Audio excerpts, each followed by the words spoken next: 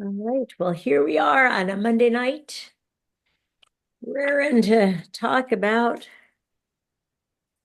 identity formation in the Bible. So let me open with prayer. Oh, gracious and loving God, we give you thanks for this wonderful journey through the Bible together. As we hit the halfway mark and we're headed into the second half of the book, we're grateful for new knowledge, for ways of understanding that are empowering and edifying. And we're grateful for the history and the things that we know about the Bible from our past, that we can bring those all together and understand the book in a way that helps us understand you better. And so we pray for our time together. For those that are not able to make it tonight, be with them, guide us, lead us. Amen. Amen. Amen. So we're, like I said, halfway through. We're into Proverbs now, and there is not um, there wasn't Bible for Normal People 52 weeks through the Bible year thingy. So when I was putting this together, I didn't listen to every podcast. I just kind of read the synopsis of all of them, and obviously, I thought that at this point, there was only one podcast on Proverbs, so we would take this time to just sort of refocus. I don't know if you all remember, if you went to the Bible Challenge 25 thing out at the Sossamans farm, you heard this. But the leadership board was reading a lot of stuff about how you become better disciples of Jesus Christ. And so, our question was, how do we help the members at Chandler UMC in their walk to discipleship in a way that helps us form our identity as a church so that we know who we are, so that we can better articulate to others why church is important, why God is important, why Christ is important, right? So as we are halfway through the year, almost couple weeks here or there, reminding ourselves that the Bible and identity formation and our Bible Challenge 25 are really closely tied together as we look at our discipleship journey. So I found Amanda to be articulate and reminded us of some of the places that we've been in our discussions of the Bible, but I also found it really interesting as we go into Proverbs, right? Because who is writing Proverbs? The community, different people in the community, Right? right?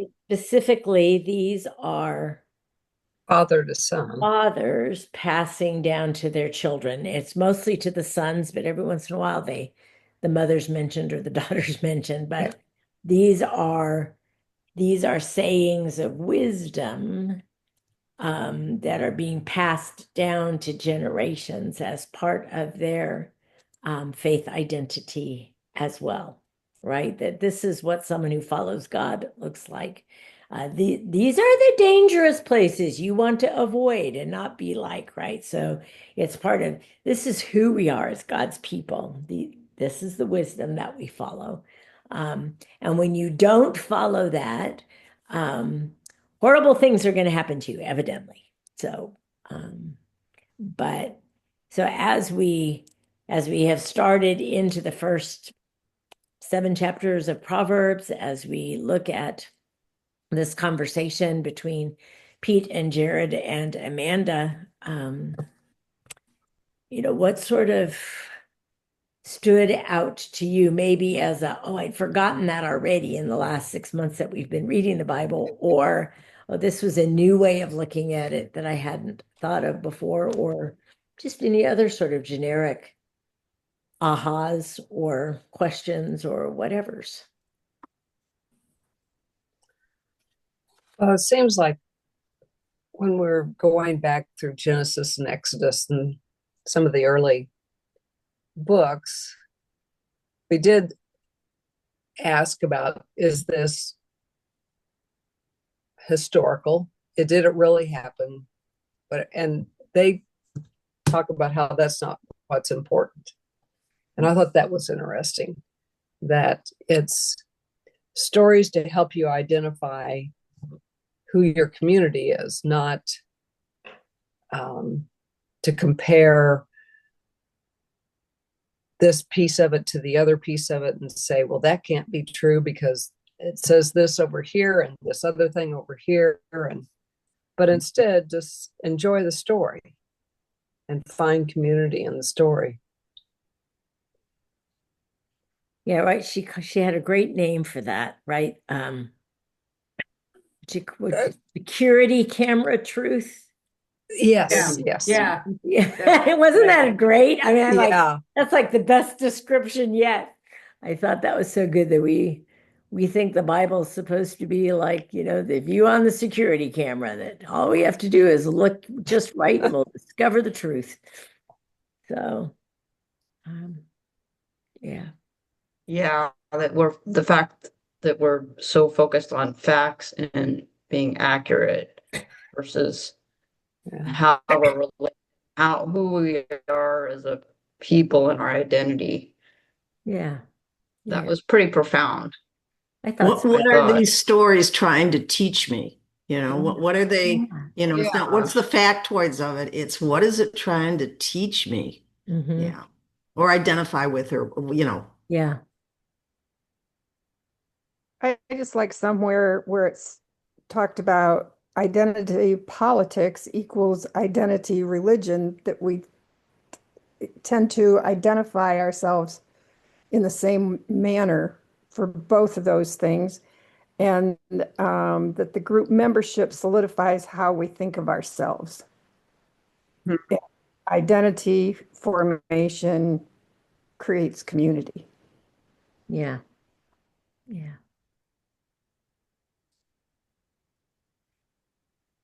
That was my takeaway that was in there. Because if I don't write them down, I don't remember. I know. True. So Yeah, I was fascinated by the genealogy and pointing out the importance of it, about how I did kind of see it as kind of yada, yada, yada. I mean, and well, it's important to know the lineage. It's so repetitious that it's one of my least favorite things to read. But it was You know, interesting to me. One of the things that just really pounded at me was when she was talking about that, and Yeah. who can marry who, and how what's going to be legal if this family and this family. So they just created it. They just said, okay, this is what it is from now on. Here we are. Yeah. Yeah. That was Let's great. make wasn't it up. yeah. We can't figure out if we're related or not. So, oh. I think I remember some past episodes with Pete and Jared where they talked about, the boring genealogies, and the point that they had made, and I think it was Pete, it might have been just a solo Pete one, but he said, this is how these people know what they were connected to, which relates directly to what this particular episode today is, which is community. And by having that genealogy to be able to follow your family tree back, or, whatever, you're part of this community. So, and I remember Pete in particular talking about that. So it's not as if it's a new concept for us. Right. She did make that really nice comparison, though, that this is family tree, not like tracing your DNA. Yes, yes, Yeah, exactly, right. exactly. More like It's the your community, genealogy of not how you necessarily. fit in this Yeah, particular community. yeah, yeah, Yeah. yeah. And, It's the evolution of your community, not your family and we necessarily. even see that in the New Testament. So when we get to the genealogy of Jesus, it's to Mhm, say, well, here's why Jesus is part of this family at this time. mhm. So, with history that goes all the way back, and there's different genealogies there too. So they're different, right? Because Matthew and Luke, who are the ones who have a different storyline that they're going with. So it looks a little bit different. So about belonging, more than being a security camera, Mhm, truth mhm. about things.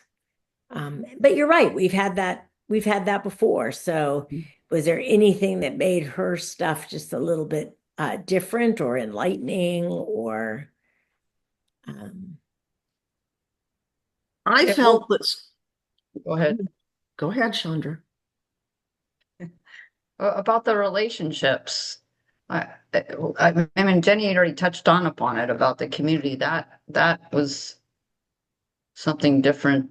And maybe it's just because of the way we Western modern day think versus um, how they were. And I appreciated how she said it's very arrogant to think that we're better than how they did, how they related back then from what they knew. And so I never really thought about that. So that was, I love how she built that, the stuff about relationships in your community. And on a personal note, I'm reading a lot about that just with a nonprofit about foster kids because it's there's all these new studies about relational health and what when the trauma that's created when they lose those connections to their families uh and the them not knowing their story of where they came from and how they're related to that and it really is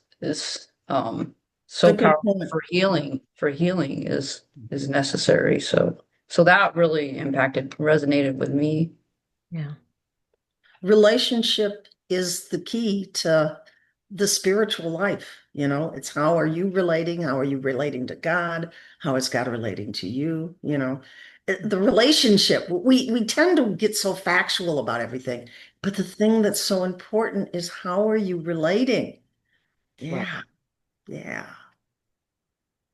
And you all know that. I mean, you don't come to church to learn facts, No, no, no. right? I mean, you might get some insights into things from Sunday school or from the Mhm, sermon, but most of us actually go to church because we're in community, right? mhm. And the things that we love together um bind us together in community. So I had somebody's, people say interesting things when they're leaving. And someone came up to me yesterday and they said, um, did the did the conference change the liturgy for worship? I'm like, okay, well, that was a random question. I was like, I mean, it was something like that. That's not verbatim because I didn't write it down. So, I'm a, if I can forget in one day, it's easy to see why maybe the Bible's not all that accurate when people are remembering from, times gone by. But anyway, that's neither here nor there. And I said, well, why? And she said, well, because the liturgy isn't the way it used to be. And I'm all okay. I mean, help me along, help me along here. And I said I work really hard with my team to make sure that from the prelude to the postlude, it all ties together in one experience for worship, right? So that if your favorite part's music, if your favorite part's praying or their favorite parts, the sermon, you get the same message from every single part of worship. So that's really important to me. So I try to pull everybody together so that that happens. And she just said, but anyway, she was happy. It ended up being an okay thing because sometimes I never know if somebody's going to be blasting me or happy with things. So I always keep asking questions. But I thought, but part of her reason that she liked it was it pulls us all together so that, every part of the worship experience, I feel like I'm with everybody else doing something. I Mhm. thought that was cool. That was a lot of this community thing, which is good. So if you're willing to try everything, then you do get some of that even in worship, which isn't really the relational place so much as other parts of church, but Yeah, let me second that because there's a whole lot of details that go on. Pastor Candace writes the worship guide, which is almost a play script. Who says what, when, and having looked at the worship guides for several years now, the children's time ties in with the scripture, which ties in with the sermon, which ties in with the benediction. There's a huge amount of work there. Um, and it coalesces into a wonderful message that you see through almost the whole service. It's quite awesome. The PowerPoint on the slides is derived from the worship guide. The liturgist is reading from the worship guide. The pictures and from the sermon are from the worship guide, or the message from the worship guide's intended to do. It's very sophisticated, very pretty amazing, and a lot of people work on it. yeah. And it's about building community, right? It's about creating an experience that a community enters into together. And Well, that's why worship is so important, right? don't you think that doing what we're doing right here is all about creating community? We've become our own little community on this Zoom. And I don't know about the rest of you, but I always look forward to Monday nights, even Yeah. though I'm dog tired when I get home. It's just a special time and I don't want to miss it. Yeah, definitely, Karen. And that was a huge part of the Bible challenge, right? It's one thing to just read through the Bible in a year, but it's another, the small groups that we threw out there and are developing, right? And I would say all of them do that. I know the men's group has really gone deeper and are closer together because of what's going on there. So that's one. I know the Tuesday Life group has always been strong and they continue to grow. The Sunday school class on Sunday, they're just getting a lot. We've added people to each one of the groups that we've had, and we've created these new ones. So hopefully people feel, really safe places to talk about what happens as we engage this book together, and what God might be telling us through that. So I think you're absolutely right.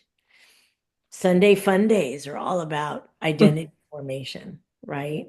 By the way, I was there yesterday watching Sunday Fun Day, and I cannot do two things. I cannot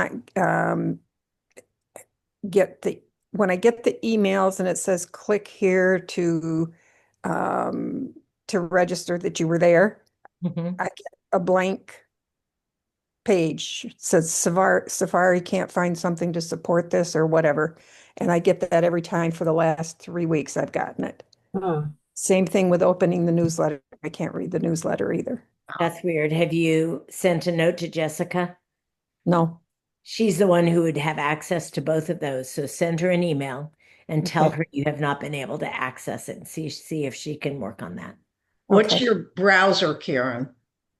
Don't ask me hard questions. She said Safari, Safari. right? It sounds like Safari. Safari Mac. is your browser? Okay. Yeah, I have a Mac, so That Safari. might be, yeah, that might be the issue. Yeah. I've got some, Yeah. Yeah. thought I I do did. too. Anyway, That's, don't that's don't what- take up time talking about that. It's just an FYI. Try it on your phone. That's what I'm using is my phone most of the time. All right. Yeah. I've 'cause- tried it on both. Yeah. oh, So Mark, well, if Huh. you're on your phone, then you have iOS, but Mark signs in online all the time. I can't. I don't know why. I use Safari on my phone and I can do it. Yeah. It might be an older version of Safari. Yeah. You can Yeah. also try Chrome, Google Chrome.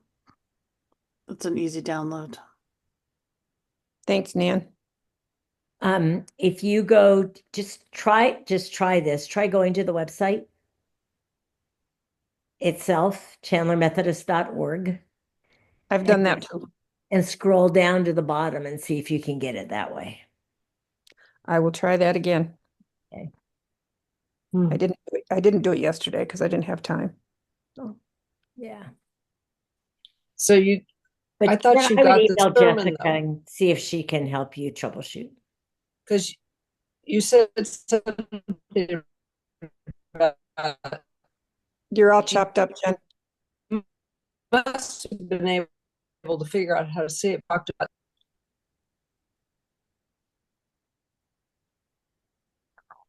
Did anybody get that? No, we lost her. She's breaking out. Jenny, you're breaking out.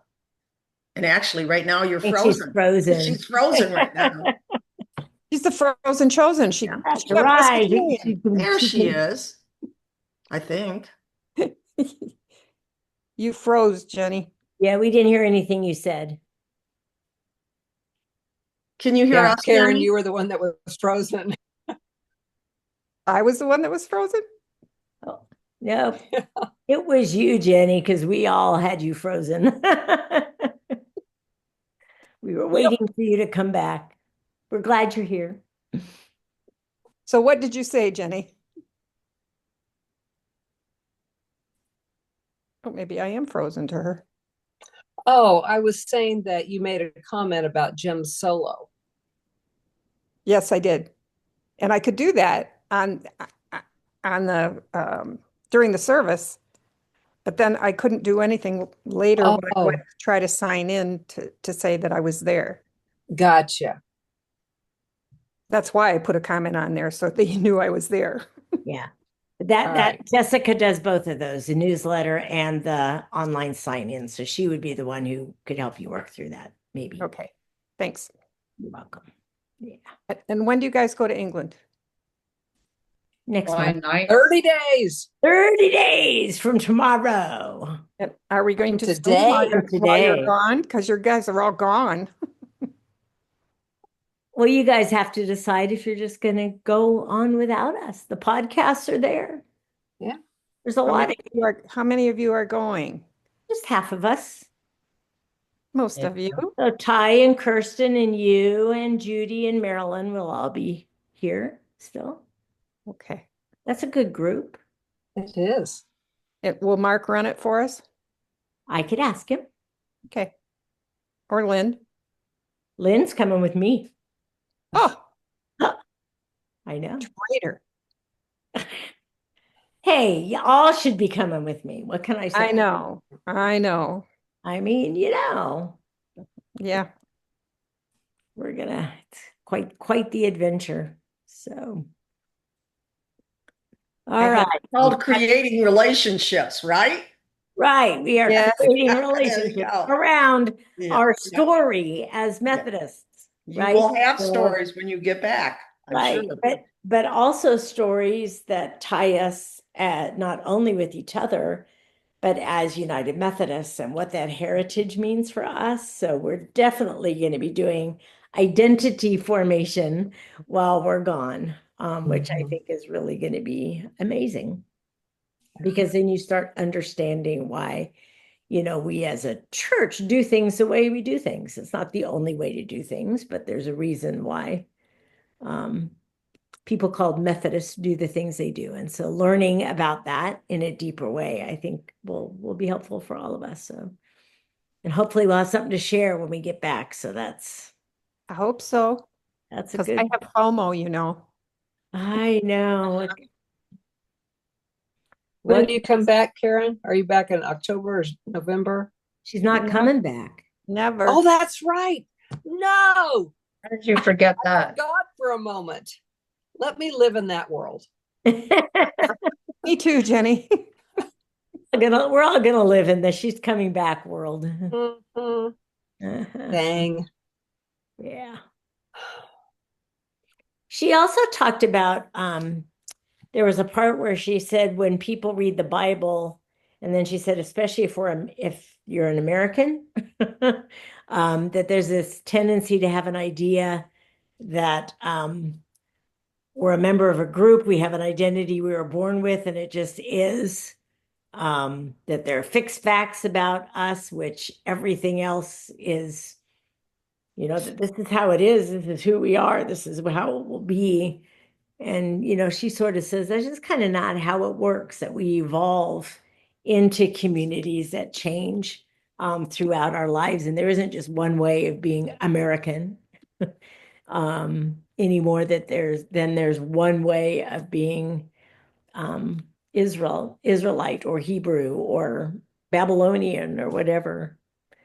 And I can honestly say that I don't think I've ever thought of Abraham as being Babylonian. So that was I like that. That was kind of a that was what an goes intriguing around fact. comes around kind of a thing. I love that.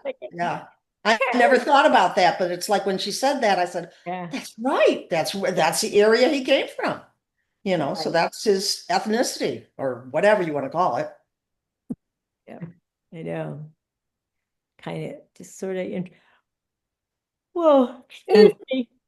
In the same regard, when she said, if you were living in Africa, Leviticus makes perfect sense. Yeah. I thought, wow, That. okay, Yeah. yeah. Yeah. Well, and the Exodus was extraordinarily meaningful to the civil rights movement Oh, yeah. and to the fighting of slavery in the Civil War. Slavery, yes. Yeah. Right. Right. And so we sort of relate to books that fit in our context. So, Right. we might add what's been especially meaningful for us in our context in the first half of the Bible. Any thoughts about what just really has anything yet? Just sort of said, this is just for us at this time. This is good stuff. I think that the politics, the power struggles with the powers that be, I saw that in our first half of the Bible because we were so much into kings and all of that. And so those power things, and then the thing of the groupings trying to hold on to control of the group, whatever that group might be, whether it was the power base or it was the community kind of thing. That's the thing that I saw in the first half. Okay. Yeah. Anyone else?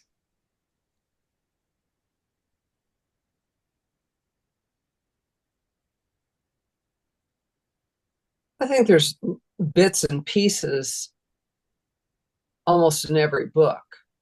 Yeah, I mean, like some of the Psalms where people are talking about the circumstance in which they're in resonated with the kinds of things that we're going through now. So almost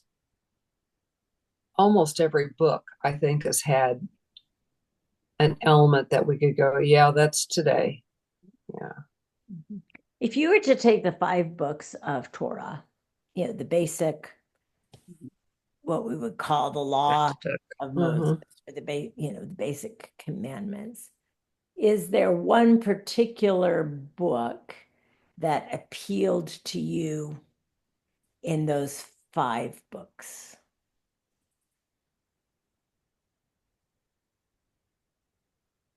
We're talking Genesis, Say Deuteronomy. Yeah, Leviticus, Numbers, and Deuteronomy. Deuteronomy because of, well, I loved, what is it? Deuteronomy 6:5.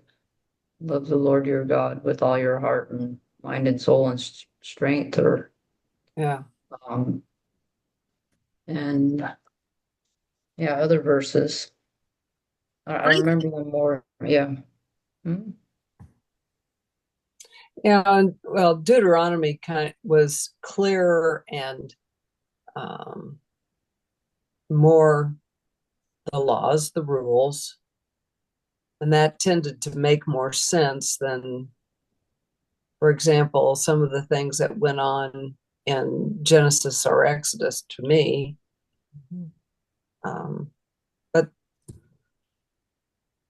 I don't know. Because who wrote Deuteronomy? Oh, wasn't it the style of the Greeks, how they would do, it was a certain style, right? It was different from the rest of the books. Anyone else Deuteronomistic. remember? Go ahead, Ty. Oh, I just said you were talking Deuteronomistic. Right. Yeah. Yeah. So it's the theologians, right, and scribes of the time after the Yeah. exile that were Exodus. putting together sort of the faith story. Yeah. So that makes sense, right? If you are a, what did she call it? Security camera viewpoint, where you like how the world works, how the people work with God. Here's what you do, right? This is what it's all about. You love God, you love your neighbor, you follow the laws. There's a little bit of a different 10 commandments, but how you treat one another, right? I mean, it's very much a faith-based kind of churchy kind of a book, right? Or we all tend to be kind of churchy kind of people. So that makes sense that would be appealing, right? Yeah. Well, as we think about belonging, I think writing that after the exile had to have a way to bring the community back together. Yeah.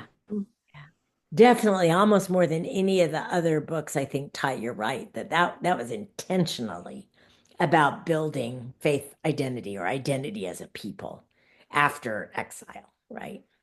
Yeah. I think that's an important sort of a thing to remember. And then if you're an accountant, maybe you liked numbers.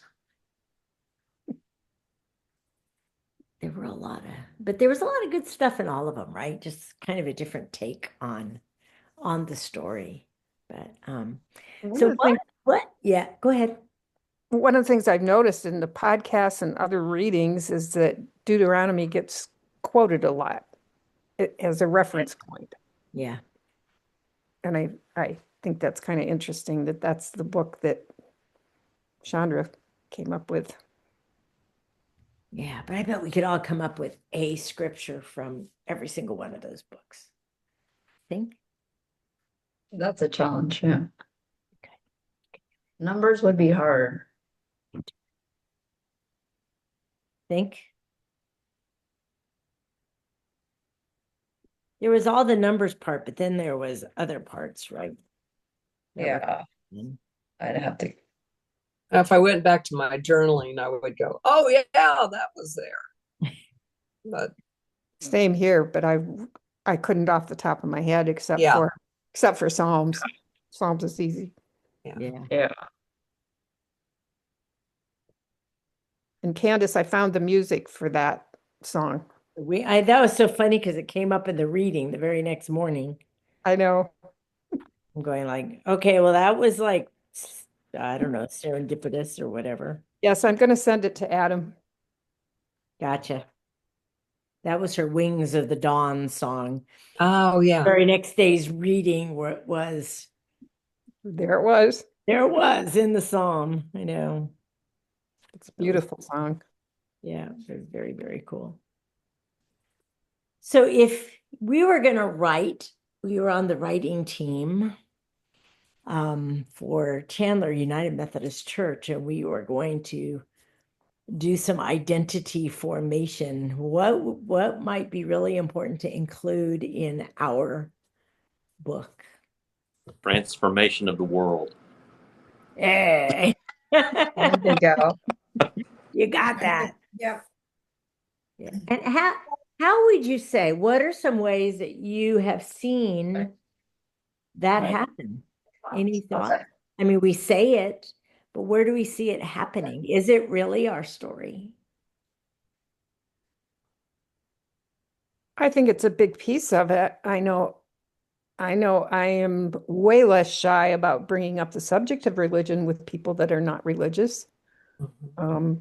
And I think that every time any of us do that, and I'd be surprised if we all didn't do that at some point or another, I think that's what we're doing. We're acting that out. And I think we have a wonderful vision. I mean, the way that everybody is envisioning what's going on in the church. And I guess I see that because there's such a difference between my church here and that church, that yours is fresh and alive and vital, and ours is too here, but in a totally different way.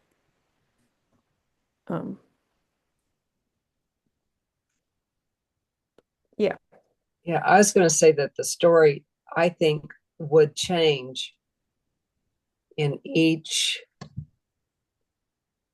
It's like there's seasons of the church, and the story changes with those seasons, of what we mean to people at the time, what people find in us at the time, what we find in the church at the time. And that changes. It's always changing.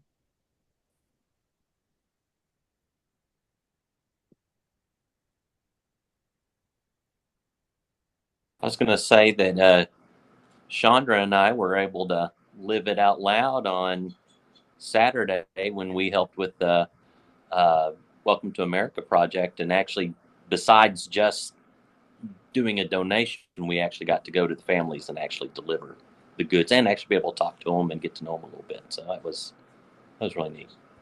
Yeah, wasn't it? It's so eye-opening. I got to So- do that last year. It was really amazing. Yeah. Yeah. It's an experience for sure to walk into a home that's so different from ours, and a culture that's so different than ours. I ate a lot of food when I was visiting the Syrians. Good food. The first house we went to, they had all this food laid out. That was pretty amazing. It's what they do. They had dates and nuts, like pistachio nuts, and they had baked bread, and they gave us water, and the wife was pregnant, so we didn't see her.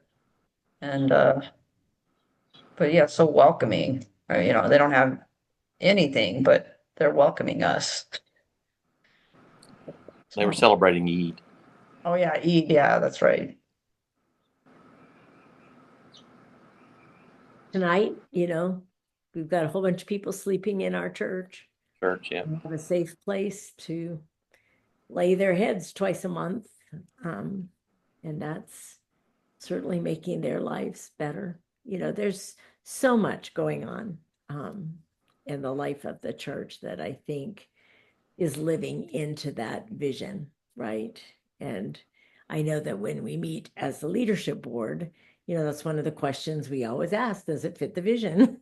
It might be just a really nice thing to do, but does it fit the vision? And so, that's part of our identity as well. When I got there, there's some traditional identity too, right? So they actually built our new facility with some of the rock from the old church, and the back wall is the same. I mean, not identical, but it's got that same flavor. So they're saying we might have had to leave one building to move somewhere else, but this is part of our identity, this kind of structure, right? Which I think is cool. And the stained glass that looks out into Yeah. the narthex is from the old church, which is pretty cool. And I never knew that. Really. Yeah. And evidently, we found out yesterday at the Property Development Task Force meeting, there is somewhere in some storage room somewhere more stained glass and pews from the old church. Mm-hmm. Oh, really? Where in the world it would be? I know that there was some stuff in the Knox's had stored, and Roger and Michelle went to look at it, and it was water damaged Oh, because there was a pulpit, a sister pulpit to the one that's up there, and it was not usable. Oh, how that's sad. too bad. Yeah. But the glass should have been okay. Yeah, I don't know. I would check with Michelle. I will. Yeah. I will. Huh. Yeah. And you guys have reversed the church back to how it used to be. Yeah.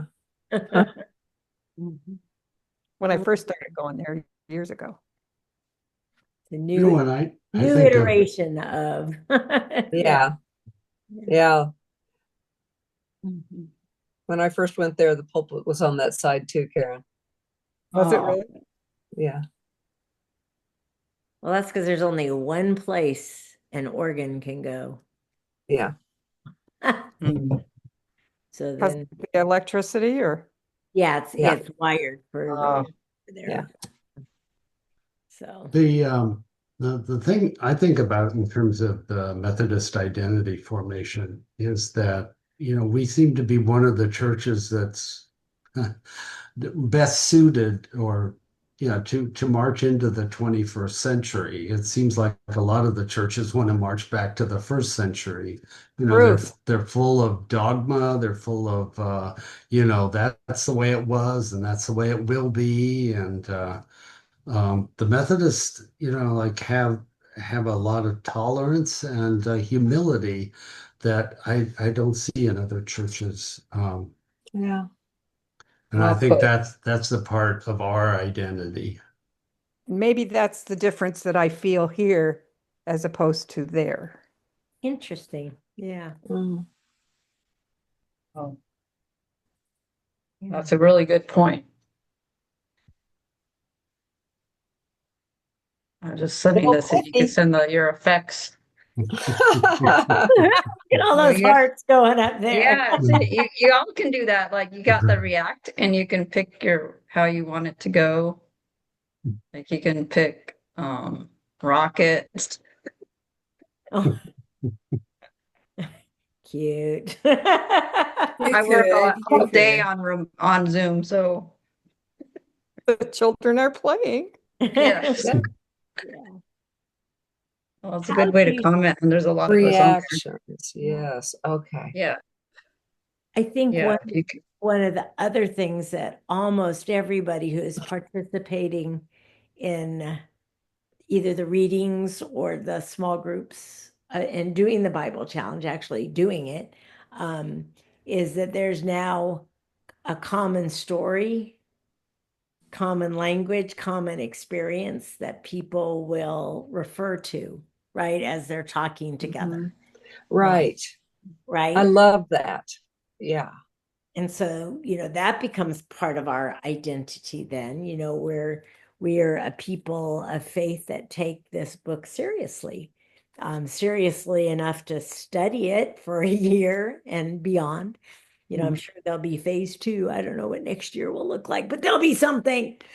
In fact, we're starting to have those conversations, right? Because this is about when we started saying, the Bible is really important. And maybe it'll be our Methodist history. Maybe it'll be our Christian history, not just a Methodist version of it, but how is it that we got where we got and maybe where we're going, but I think all those are part of, taking what the Bible did for Israel and saying, what will do that for us as a church so that we understand who we are and what we can offer back to the community, which is pretty exciting, I think. So, yeah.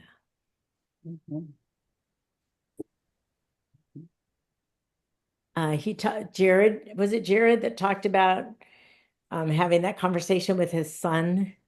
And the son says, "Oh, it's just a story then." Yeah. And mom pipes up. Yeah. And the mom says, "No, no, no, no, no, it's more than that. Yeah. Stories are great. Stories are really what tell us who we are as a family." Right. And I love that, right? Because they said you could go to the census records and get a factual data thing about your family, but that wouldn't really tell you much about your family, except for Yeah. when they're born and where, when they were born and from where, right? Maybe who they married. Yeah. But it's the stories that get passed down that create the family unit. And that's, all you have to do is gather together with family over, excuse me, Thanksgiving or Christmas and just listen to do you remember when? Those are fun times as well. That's one of the nice things about being home. Yeah. My sisters and I do it every day. Yeah. Which is awesome, right? It is. It is. Yeah. So Karen, your whole family's there in the area? Within throwing distance. Wow. Wow. I have a sister catty corner and a sister across the street. Oh, amazing. Amazing. That'd be fun. She doing all right now, your sister? Yeah, she's doing quite well for what she's been through. Yes, thank you for How's your asking. eye? How is my eye? Mhm. It's a mess. Okay, I it's can't not all keep it. healed yet, huh? No, you can probably still see it's red. What No, happened? I just keep getting these styes. I've done it since I had COVID the last time. Okay. And it's COVID related, I think. I don't know. I didn't have COVID again, but there they are. They popped all up and I've got 2 or 3 of them. Yeah. Hmm. Yeah.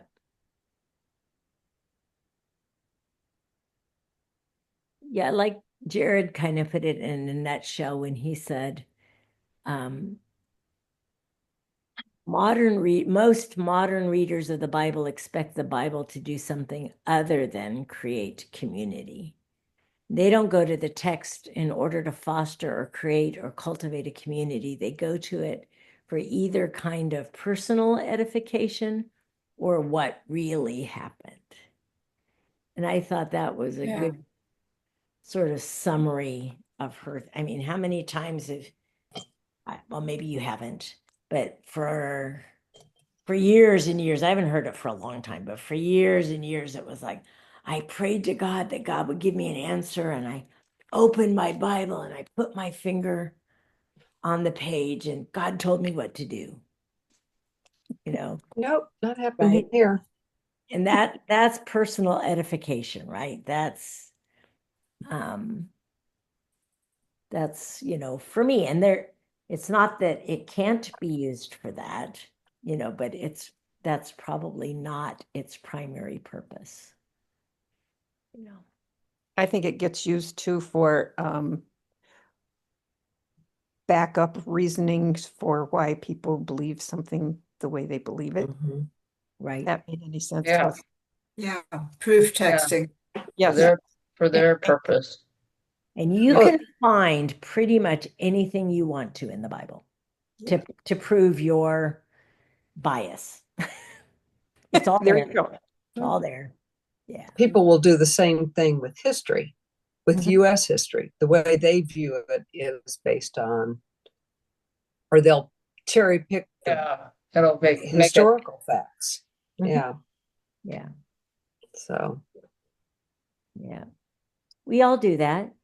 We hate to say that we do it, but to be aware when we do it is a good thing, right? right. All of us like the things that confirm what we believe. Yeah. True. Confirmation bias, right? Confirmation bias. There you That's go. There you go. Yeah. Yep, confirmation bias. Yep. Yeah. So, we're always biased towards the things that fit our worldview the way we understand it. Yeah. And it's like, oh yeah, see, everybody believes it that way. And then all of a sudden you find people who don't believe it the way you do, and you realize they are doing the same thing from a different perspective, and it's just sort of odd, right? Oh, this is Monday night, right? It just doesn't gel. Oh, Yeah. Okay. Roger's home for my help. All right. Oh, Yay. Such a great program. yeah. Yes, we. Um, all right, so we've got about 5 more minutes. Is there anything I think next week we actually have a podcast about Proverbs, so we'll actually get into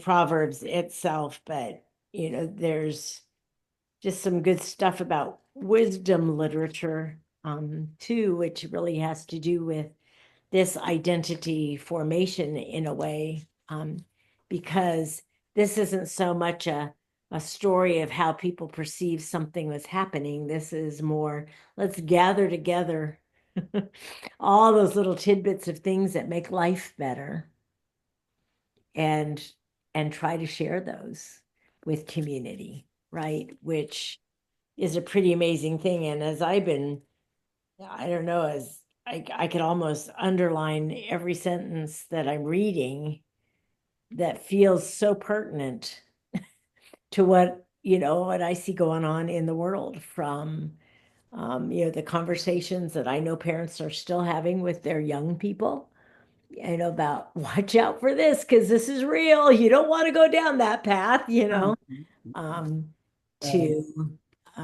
what was it today? Here, 6 things the Lord hates, 7 things God despises, and I'm thinking, the stuff that we're reading that is going on all around us is like check, check, check, check, check. Yep. And you're Yep. like, man, we haven't embraced wisdom still. Or maybe, well, they hadn't either, right? Because there were people like that then, there are people like that now, but there are the rest of us who I think are trying really hard in community to live life, the way that Sophia or wisdom is mentioned. And I love all those references, she's everywhere if we just pay attention,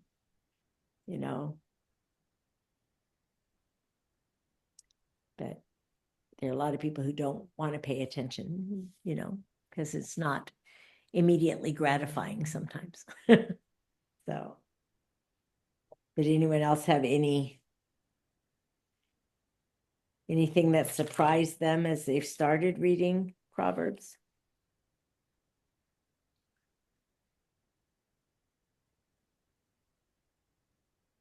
I just wanted to share something. I go back and forth from the comprehensive plan to the abbreviated. And today I read Proverbs 8, Proverbs 8, because it's the abbreviated. And I have the message as my Bible. And if anybody else has it, take a look at just read that translation of chapter 8. It's amazing. It really That's is. tomorrow's reading, so that's a Yeah, good, yeah, yeah, yeah. yeah. Yeah, I skip around back and forth. I'm never exactly right on. So It's fine. I know. It's all good. All good, all good. But you can Well, go I to will Bible miss you Gateway guys the and next. find the message translation. So if you want to do that. But it was well done. It was well done. Yeah.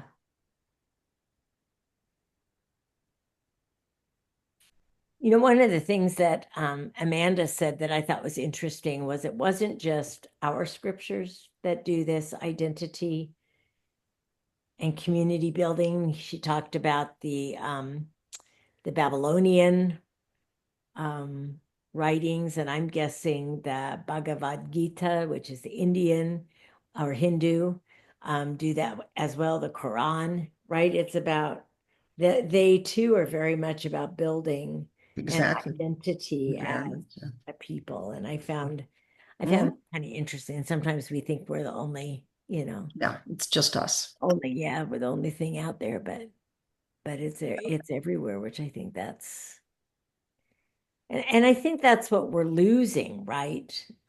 Is a sense of community and being there for each other. Yeah. And yet it's still very strong in lots of places. It's been interesting. I grew up in San Diego and went to seminary in Los Angeles County. And so I have a lot of friends and colleagues that are in LA right now. And it's interesting to watch that community coming Mhm. together through some pretty horrible experiences. And I'm obviously worried about them and praying for them. And it's really hard to watch. Mhm. But a lot of really wonderful things are happening. Our United Methodist churches are places of refuge and prayer, and they're doing a lot of really wonderful things in the areas surrounding that, and I'm really proud to be part of that clergy covenant who's working really hard to do that. They actually had a prayer vigil scheduled for last night, but the mayor asked everybody to stay home, so they canceled it. And they're doing sort of smaller ones more locally today. So, I'd encourage all of us to keep that community in our prayers. This keeps getting worse there. So, Well, when you keep sending more troops in, it doesn't help. Yeah. Now it's the Marines. Oh, good. Yeah. Um, It's against all the regulations and the laws and yeah. It's like we forgot that Kent State happened. That's exactly what I was thinking. Yeah. Did that work then? No. Not so well.